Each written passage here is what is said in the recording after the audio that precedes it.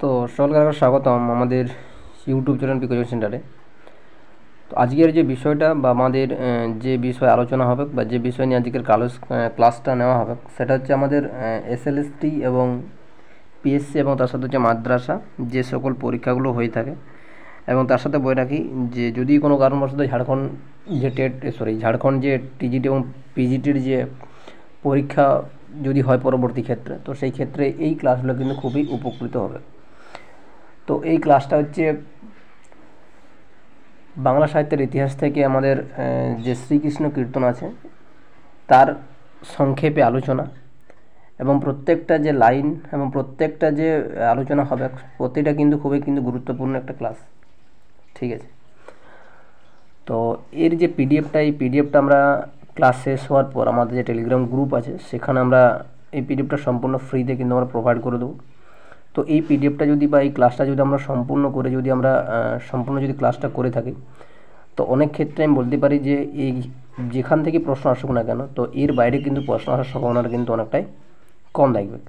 ঠিক আছে, যে আলোচনাটা করা হবে এবং এই পিডিএফে যে সকল পয়েন্টগুলো কিন্তু উল্লেখ করা আছে সেগুলো কিন্তু খুবই গুরুত্বপূর্ণ। তো এইখান থেকে প্রশ্ন কিন্তু আসার একটা কিন্তু প্রবল সম্ভাবনা থাকে বা এইখান থেকে প্রশ্ন কিন্তু আসে।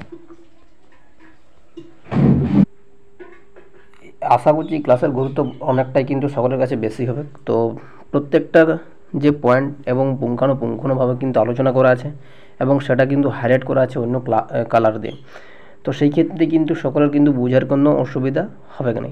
তো এই ক্লাসটা শেষ হয়ে যাওয়ার পর আমরা কিন্তু এই ক্লাসের উপরেই কিন্তু আমরা মিনিমাম 30 থেকে 40টা মতন কিন্তু গুরুত্বপূর্ণ এমসিকিউ হোক বা এসএকিউর মাধ্যমে কিন্তু আমরা কতগুলো প্রশ্ন কিন্তু আলোচনা করব পরবর্তী ক্লাসে। এই ক্লাসে কিন্তু শুধুমাত্র আমাদের আলোচনায় কিন্তু করা হবে। ঠিক, তো যারা যারা এখন পর্যন্ত আমাদের যে চ্যানেল সাবস্ক্রাইব করুন অবশ্যই করে নাও, এবং সেশন ভালো লাগে থাকলে অবশ্যই বন্ধুর সঙ্গে শেয়ার করে দাও, এবং সকলে কিন্তু লাইক করতে ভুলো না। ঠিক আছে, তো চলো কথা না বাড়ে আজকে যে বিষয় সে বিষয়টা আমরা আলোচনা করি। তো আমাদের যে বিষয় সেটা হচ্ছে শ্রীকৃষ্ণ কীর্তন বড়ু চণ্ডীদাসের। তো এই শ্রীকৃষ্ণ কীর্তনের ভিতরে আমাদের কি আছে বিষয়টা। তো প্রথম যেটা হচ্ছে কি শ্রীকৃষ্ণ কীর্তনের কথা। শ্রীকৃষ্ণ কীর্তন কোথার থেকেও কত সালে কিন্তু এটার পুঁথিটা প্রকাশিত হয়, কোথার থেকে সংগ্রহ করা হয় বা কে আবিষ্কার করেছিল, শ্রীকৃষ্ণ কীর্তনের অপর একটা কি নাম ছিল, এই সকল বিষয় কিন্তু এই শ্রীকৃষ্ণ কীর্তনের কথাটাতে বলা আছে। তো প্রথম যে পয়েন্টটা সেই পয়েন্টটা কিন্তু বলা আছে কি কাব্যটির পুঁথি 1909। এই যে পয়েন্টগুলো করা আছে এগুলো খুবই কিন্তু গুরুত্বপূর্ণ একটা পয়েন্ট। তাহলে কাব্যটির যে পুঁথি সেটা হচ্ছে 1909 খ্রিস্টাব্দের বাঁকুড়ার কাকিল্লা গ্রাম থেকে বসন্ত রঞ্জন রায় বিদ্যুৎ বল্লভ আবিষ্কার করেন। তাহলে এইখান থেকে প্রশ্ন আসার সম্ভাবনা কীভাবে প্রশ্ন দিতে পারে যে শ্রীকৃষ্ণ কীর্তন কাব্যটির যে পুঁথি সেটা আবিষ্কার হয়েছিল কত খ্রিস্টাব্দে। প্রথম প্রশ্ন সেটা হচ্ছে 1909 খ্রিস্টাব্দে, এবং কোথা থেকে কাব্যটির উৎপত্তি হয়েছিল বা পাওয়া গিয়েছিল না বাঁকুড়ার কাকিল্লা গ্রাম থেকে কিন্তু পাওয়া গিয়েছিল। এবং এই যে পুঁথিটা আবিষ্কার করেছিলেন কে না বসন্ত রঞ্জন রায় বিদ্যুৎ বল্লভ। ঠিক আছে, টোটাল এখান থেকে 3টা প্রশ্ন কিন্তু আমাদের আলোচনার মধ্যে পাচ্ছি। তারপরে কি বলা হয়েছে যে 1916 খ্রিস্টাব্দে তারই সম্পাদনায় বঙ্গীয় সাহিত্য পরিষদ থেকে কাব্যটি প্রকাশিত হয়। তাহলে 1916 খ্রিস্টাব্দে কার সম্পাদনায় না বসন্ত রঞ্জন রায় বিদ্যুৎ বল্লভের সম্পাদনায় কি সাহিত্য পরিষদ না বঙ্গীয় সাহিত্য পরিষদ থেকে কাব্যটি কিন্তু প্রকাশিত করা হয়েছিল। তাহলে কত খ্রিস্টাব্দে এই পুঁথিটা প্রকাশিত করা হয়েছিল না 1916 খ্রিস্টাব্দে। কার সম্পাদনায় না বঙ্গীয় সাহিত্য পরিষদ থেকে বসন্ত রঞ্জন রায় বিদ্যুৎ বল্লভের সম্পাদনায় কিন্তু এই কাব্যটি কিন্তু প্রকাশিত করা হয়। ঠিক, বড়ু চণ্ডীদাস রচিত এই কাব্যটির রচনাকাল 14দশ শতকের প্রথমার্ধ। তাহলে বড়ু চণ্ডীদাসের এই যে রচিত এই যে কাব্যটা আছে এই কাব্যটা রচনাকাল কখন না 14দশ শতকের কিন্তু প্রথমার্ধ।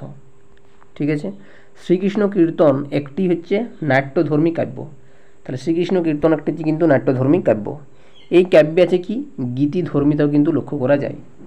তাহলে এইখানে আমরা যে শ্রীকৃষ্ণ কীর্তন যে কথাগুলো পাচ্ছি সেটা বিষয়টা এখানে যে আলোচনা করা হয়েছে সেটা প্রথমত এইটা কিন্তু কত খ্রিস্টাব্দে আবিষ্কার হয়েছিল পুঁথিটা 1909 খ্রিস্টাব্দে। কোথা থেকে পুঁথিটা আবিষ্কার করা হয় বাঁকুড়ার কাকিল্লা গ্রাম কাকিলা গ্রাম থেকে কিন্তু আবিষ্কার করা হয়। এবং কে আবিষ্কার করেছিলেন না বসন্ত রঞ্জন রায় বিদ্যুৎ বল্লভ কিন্তু আবিষ্কার করেন। এবং কত সালে কে কোথায় প্রকাশিত করা হয় এই পুঁথিকে?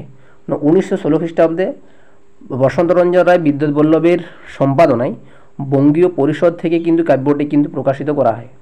ঠিক, বড়ু চণ্ডীদাস রচিত এই কাব্যটি রচনাকাল কিন্তু চতুর্দশ শতকের প্রথমার্ধ। কিন্তু প্রথমার্ধ। শ্রীকৃষ্ণ কীর্তন একটি কিন্তু নাট্যধর্মী কাব্য, আর এই কাব্য কিন্তু গীতিধর্মিতাও কিন্তু লক্ষ্য করা যাচ্ছে। তাহলে অত্যন্ত গুরুত্বপূর্ণ পয়েন্টগুলো কিন্তু আমরা এই যে শ্রীকৃষ্ণ কীর্তন কথা যে উৎপত্তি হোক বা সম্পাদনা হোক এবং কী ক্ষেত্রে কেমন মানে কী কাব্য বলা হয়, কোন ধর্মের মধ্যে পড়ছে, প্রত্যেকটা বিষয় কিন্তু এই শ্রীকৃষ্ণ কীর্তন কথার মধ্যে কিন্তু আলোচনা করা আছে। ঠিক আছে, তো এর ফুল পিডিএফ আমাদের যে টেলিগ্রাম গ্রুপ থাকবে সেখানে কিন্তু আমরা প্রোভাইড করে দেবো। ঠিক, তো চলো পরবর্তী যে পয়েন্ট আছে সেই পয়েন্টে যাই আমরা। পরবর্তী পয়েন্ট যেটা হচ্ছে কিন্তু পুঁথির পরিচয় মানে পুঁথির সম্পর্কে আমরা জানবো। শ্রীকৃষ্ণ কীর্তনের যে পুঁথিটি সেটা হচ্ছে কিন্তু তুলট কাগজের উভয় পৃষ্ঠায় লেখা। তাহলে যে শ্রীকৃষ্ণ কীর্তনের যে পুঁথিটি সেটা কোন কাগজের উপর লেখা না তুলট কাগজের উপর লেখা। তুলট কাগজ খুব একটা গুরুত্বপূর্ণ একটা জায়গা। পুঁথির প্রথম দুটি পাতা, তাহলে পুঁথির যে প্রথম দুটি পাতা সেটা কিন্তু পাওয়া যায় না। তাহলে প্রথম দুটি পাতা কিন্তু পাওয়া যায় না। কাব্যটির প্রকৃত নাম কিন্তু কি? প্রকৃত নাম এখানে শ্রীকৃষ্ণ সন্দর্ভ। তাহলে এই যে শ্রীকৃষ্ণ কীর্তন যে কাব্যটা আছে সেই কাব্যটার কিন্তু প্রকৃত নাম হচ্ছে কি আমাদের শ্রীকৃষ্ণ সন্দর্ভ ছিল বলে জানা যায়। ঠিক আছে, এই যে শ্রীকৃষ্ণ সন্দর্ভ নামটির কথা প্রথম বলেছিলেন কে? নলিনীনাথ দাশগুপ্ত। তাহলে শ্রীকৃষ্ণ সন্দর্ভ নামটির কথা প্রথম কে বলেছিলেন? নলিনীনাথ দাশগুপ্ত। তাহলে এটা যদি আমরা একটু রিভাইজ করি কী হবে? শ্রীকৃষ্ণ কীর্তনের যে পুঁথিটি সেটা কিন্তু তুলট কাগজের উভয় পৃষ্ঠায় লেখা আছে, বা পুঁথির প্রথম যে দুটি পাতা সেই দুটি পাতা কিন্তু আমরা পাইনি বা পাওয়া যায় না আর কি।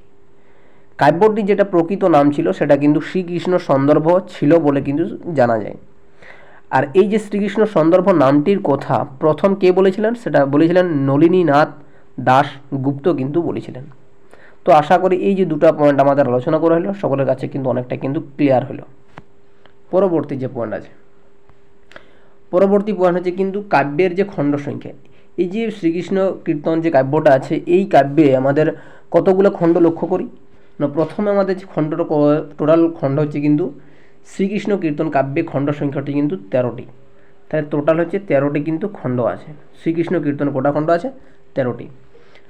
সেগুলি কি কি? প্রথম যে 3টি খণ্ড সেটা হচ্ছে জন্মখণ্ড, তাম্বুল খণ্ড এবং দানখণ্ড।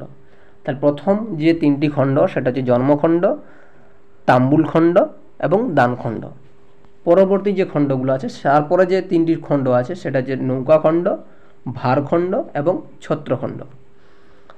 তারপর হচ্ছে বৃন্দাবন খণ্ড, কালিয়াদমন খণ্ড এবং বস্ত্রহরণ খণ্ড। তারপর হচ্ছে হারখণ্ড, বানখণ্ড, বংশীখণ্ড এবং রাধা বিরহ। এই যে রাধা বিরহটা আছে এটা কিন্তু কোনো প্রকারভাবে কিন্তু খণ্ড বলে কিন্তু উল্লেখ করা নাই। তো এটা শুধুমাত্র রাধা বিরহই কিন্তু বলা হয়েছে। তাহলে টোটাল আমাদের 13টি খণ্ড। প্রথম যে খণ্ডটা আমরা লক্ষ্য করতে পাচ্ছি টোটাল 13টির মধ্যে প্রথম খণ্ড হচ্ছে জন্মখণ্ড এবং শেষ যেটা হচ্ছে আমাদের রাধা বিরহ। তাহলে প্রথম হচ্ছে জন্মখণ্ড, তারপর তাম্বুল খণ্ড, দানখণ্ড, নৌকাখণ্ড, ভারখণ্ড, ছত্রখণ্ড, বৃন্দাবন খণ্ড, কালিয়াদমন খণ্ড, বস্ত্রহরণ খণ্ড, হারখণ্ড, বানখণ্ড, বংশীখণ্ড এবং রাধা বিরহ। তাহলে এই যে টোটাল যে 13টি খণ্ড আছে প্রত্যেকটা খণ্ড কিন্তু একটা অবস্থান লক্ষ্য করা যায়। যদি কোনো ক্ষেত্রে পরীক্ষাতে বলা হয় যে শ্রীকৃষ্ণ কীর্তন যে কাব্যটা আছে সেই কাব্যে 7 নম্বর খণ্ডের নাম কি? ঠিক আছে, এইরকমভাবেও কিন্তু প্রশ্ন কিন্তু লক্ষ্য করা যায়। তাহলে প্রথম হচ্ছে আমাদের জন্মখণ্ড, দ্বিতীয় হচ্ছে তাম্বুল খণ্ড, তৃতীয় হচ্ছে দানখণ্ড, চতুর্থ হচ্ছে নৌকাখণ্ড, পঞ্চম হচ্ছে ভারখণ্ড, ষষ্ঠ হচ্ছে ছত্রখণ্ড এবং সপ্তম হচ্ছে বৃন্দাবন খণ্ড।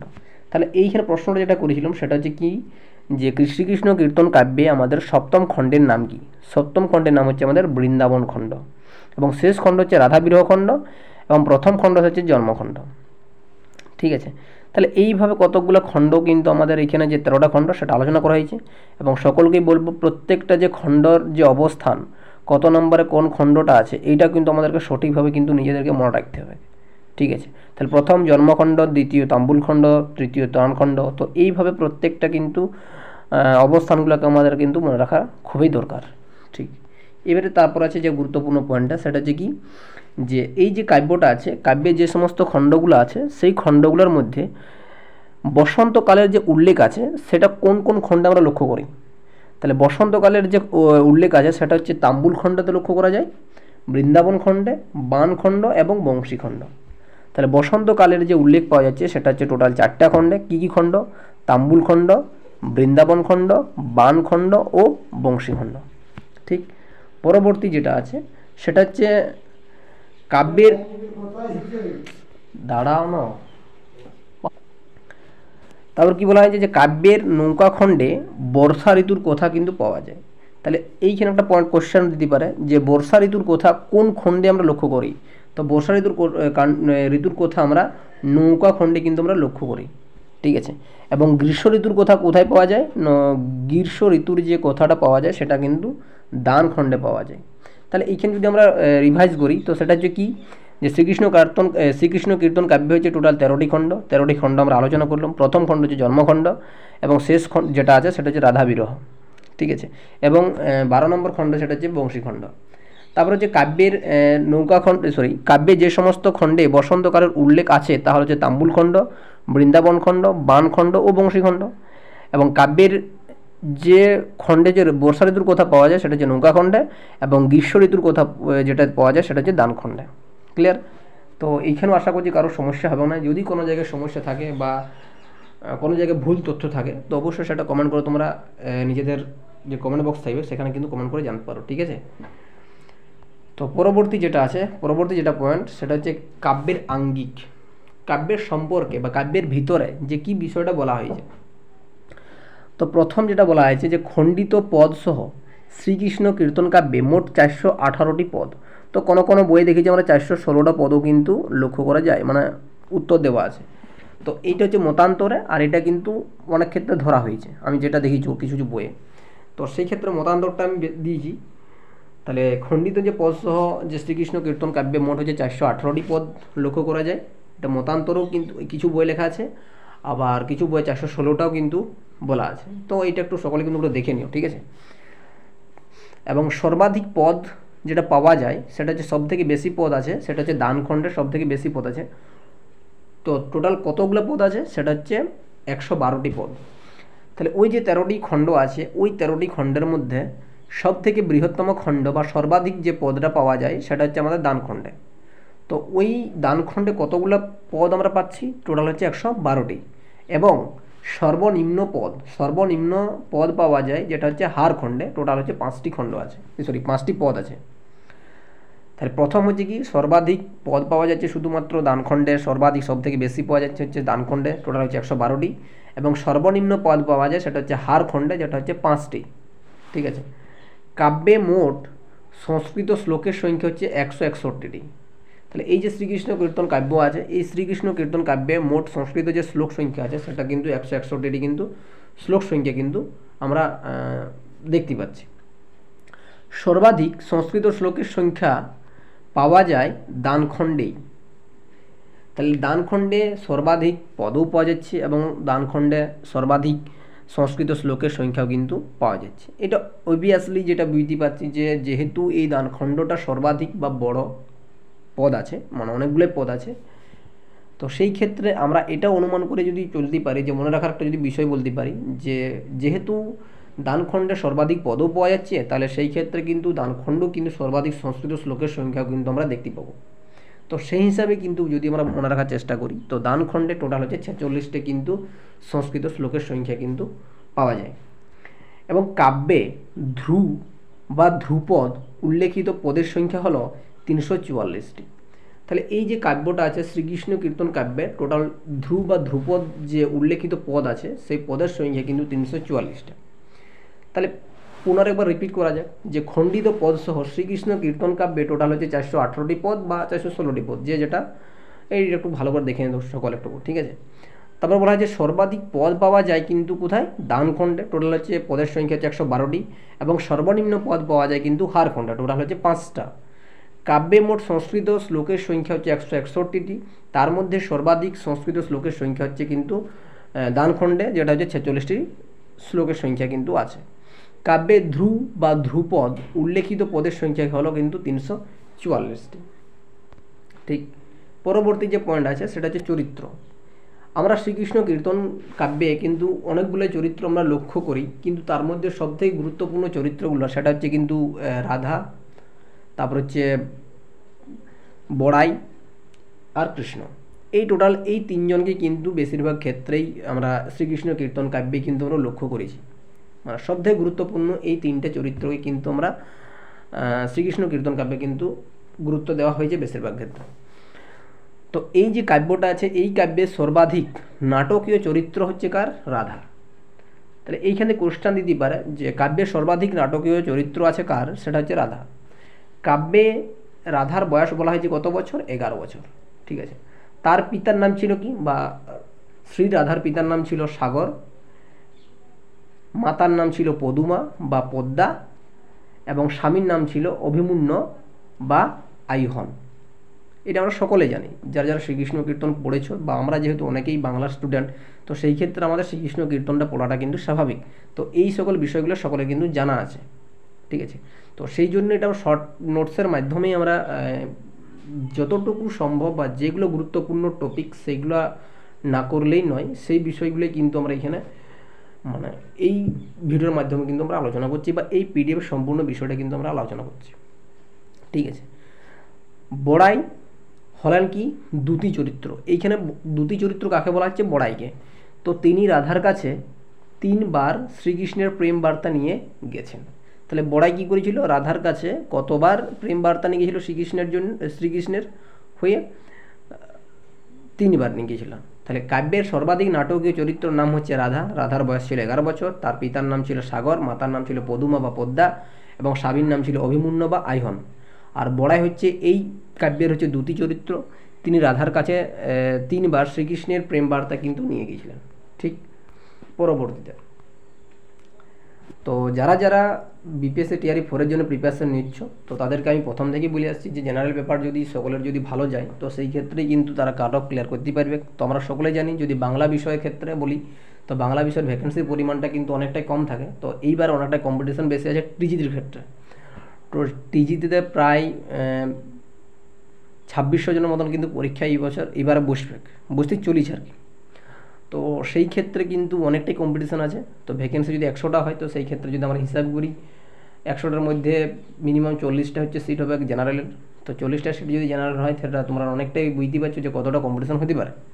তো এই কম্পিটিশানের মধ্যে যদি তোমরা ক্র্যাক করতে চাও, তো অবশ্যই তোমাদেরকে বিপিএসসি টিআরই 4-এর জন্য যে জেনারেল পেপার আছে, টিজিটি হোক বা পিজিটি হোক বা পিআরটি হোক, তো সকলের জন্যই কিন্তু এই যে জেনারেল পেপারটা, যে মক টেস্ট সিরিজটা আমাদের চালু করা হয়েছে, তো সকলে কিন্তু এই মক টেস্ট সিরিজটা কিন্তু নিয়ে নিতে পারো। আমাদের এখানে আমাদের যে কন্ট্যাক্ট নাম্বার দিয়েছে, এখানে কিন্তু নিজেরা হোয়াটসঅ্যাপ করে নিজেদের মক টেস্ট সিরিজের জন্য কিন্তু এনরোল করতে পারো। ঠিক আছে, তো চলো তার পরবর্তী যে বিষয়টা আছে, রাগ এবং রাগিনী। তাহলে যেটা গুরুত্বপূর্ণ বিষয়, এইখান থেকে বেশি কিছু প্রশ্ন কিন্তু দেয় বা দেখা যায়। তো শ্রীকৃষ্ণ কীর্তন কাব্যে মোট হচ্ছে 32টা রাগ রাগানি কিন্তু পাওয়া গেছে। ঠিক আছে, তাহলে শ্রীকৃষ্ণ কীর্তন কাব্যে মোট কতগুলি রাগ রাগানি আছে না, 32টি। তো উল্লেখযোগ্য কয়েকটি রাগ বা রাগিনী হচ্ছে কি, আহের, মালব, দেশাগ, মালবশ্রী, বসন্ত, গুজ্জরী, মোল্লার, কেদার, রামগিরি ইত্যাদি। তাহলে আমাদের যে 32টা শ্রীকৃষ্ণ কীর্তন কাব্যে রাগ রাগিনী আছে, সেই রাগ রাগিনীর মধ্যে কয়েকটি গুরুত্বপূর্ণ বা উল্লেখযোগ্য যে রাগ রাগিনী আছে, সেগুলো হচ্ছে, তাদের নাম হচ্ছে কি, আহের, মালব, দেশাগ, মালবশ্রী, বসন্ত, গুজ্জরী, মোল্লার, কেদার, রামগিরি ইত্যাদি। ঠিক আছে, তবে সর্বাধিক যে রাগটা হলো, মানে সর্বাধিক যেটা ব্যবহার করা হয়েছে শ্রীকৃষ্ণ কীর্তন কাব্যে, সেটা হচ্ছে পাহাড়িয়া। তাহলে এই যে কাব্যে বা শ্রীকৃষ্ণ কীর্তন কাব্যের সর্বাধিক ব্যবহৃত রাগের নাম হচ্ছে পাহাড়িয়া। ঠিক আছে, কাব্যে উল্লেখিত তাল হলো কি, জ্যোতি, ক্রীড়া, একতালি, লঘুশেখর, রূপক এবং হচ্ছে আটতালা। তাহলে এই যে কাব্যের যে তালগুলো ব্যবহার করা হয়েছে সেই সকল তালগুলোর মধ্যে উল্লেখযোগ্য যে সকল তালগুলো আছে বা উল্লেখিত যে তালগুলো আমরা লক্ষ্য করেছি, তো সেই তালগুলোর নাম কি কী ছিল? জ্যোতি ছিল, ক্রীড়া ছিল, একতালি ছিল, লঘুশেখর, রূপক এবং আটতালা। ঠিক। তাহলে শ্রীকৃষ্ণ কীর্তন কাব্যে মোট হচ্ছে 32টা রাগ রাগানি লক্ষ্য করা যায়। তাদের মধ্যে উল্লেখযোগ্য যে কয়েকটি রাগ রাগানি হচ্ছে সেটা হচ্ছে আয়ের, মালব, দেশাগ, মালবশ্রী, বসন্ত, গুজ্জরি, মোল্লার, কেদার, রামগিরি ইত্যাদি। তবে সর্বাধিক যে ব্যবহৃত রাগটি সেটা হচ্ছে পাহাড়িয়া। ঠিক আছে। কাব্যে উল্লেখিত তাল হলো কি? জ্যোতি, ক্রীড়া, একতালি, লঘুশেখর, রূপক এবং আটতালা। ঠিক। পরবর্তী যেটা আছে, পরবর্তী বলছি, তো এই যে আমাদের যে পিডিএফটা এখানেই সম্পূর্ণ বিষয়টা কিন্তু আমরা দূর পর্যন্ত রাগ রাগানি পর্যন্ত সম্পূর্ণ বিষয়টা কিন্তু আমরা আলোচনা করলাম। ঠিক আছে। তো এই ক্লাসটার মধ্যে যদি কোনো জায়গায় কোনো সমস্যা থেকে থাকে বা কোনো জায়গায় ডাউট থেকে থাকে, অবশ্যই তোমরা আমাদের যে কমেন্ট সেকশন থাকছে সেখানে কমেন্ট করতে পারো, নিজেদের সমস্যার কথা তুলে ধরতে পারো, অথবা আমাদের যে টেলিগ্রাম গ্রুপ আছে সেখানে আমাদের ডাউট সেকশনেও কিন্তু একটা গ্রুপ করা আছে, সেখানে প্রায় 350 জনের মতন 350 জনের মতন কিন্তু পরীক্ষার্থীরা বা অভ্যর্থীরা কিন্তু এখানে যুক্ত হয়ে আছে। তো সেখানে গিয়ে তোমরা নিজেদের সমস্যার কথা কিন্তু বলতে পারো। ঠিক আছে। তো চলো, এইটুকুই আজকের ক্লাসটা ছিল। আশা করছি পরবর্তীতে আমরা এই শ্রীকৃষ্ণ কীর্তনের যে এমসিকিউ বা এসআইকিউর মাধ্যমে বেশ 30 থেকে 40টা প্রশ্ন কিন্তু আমরা আলোচনা করব পরবর্তী ক্লাসে। ঠিক আছে। এরপরে যে ক্লাসটা চাও অবশ্যই তোমরা কমেন্ট করতে পারো, তারপরে কিন্তু আমরা পরবর্তী ক্লাসটা কিন্তু নিয়ে আসবো। ঠিক আছে। তো সকলকে থ্যাংক ইউ। ঠিক আছে। তো সকলে কিন্তু এই চ্যানেল, আমাদের যে পি কোচিং সেন্টার আছে ইউটিউব চ্যানেল, অবশ্যই সকলে শেয়ার করে নিও। ঠিক আছে। তো চলো পরবর্তী ক্লাসে কিন্তু সকলের সাথে দেখা হচ্ছে।